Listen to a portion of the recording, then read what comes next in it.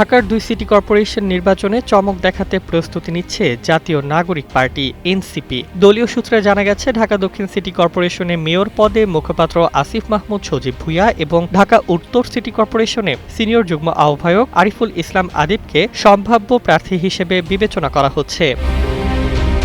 দলের অভ্যন্তরীণ প্রাথমিক বাছাইয়ে এই দুই নেতার নামই সবচেয়ে বেশি আলোচনায় রয়েছে। আসিফ মাহমুদের ঘনিষ্ঠ সূত্র জানিয়েছে, দক্ষিণে মেয়র পদের লড়াইয়ের প্রস্তুতি তিনি ইতোমধ্যে শুরু করেছেন।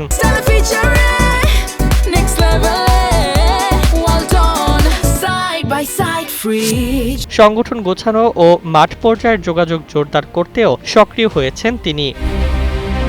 অন্যদিকে আরিফুল ইসলাম আদিব নিজের প্রার্থিতার বিষয়টি আংশিক নিশ্চিত করে বলেন, প্রাথমিক আলোচনায় উত্তর ও দক্ষিণ 2 সিটিতেই তার ও আসিফ মাহমুদের নাম রয়েছে, তবে চূড়ান্ত সিদ্ধান্ত দল আনুষ্ঠানিকভাবে ঘোষণা করবে।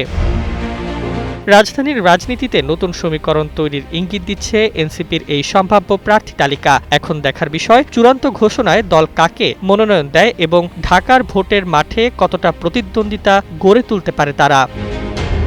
Desk report, Bangladesh bulletin.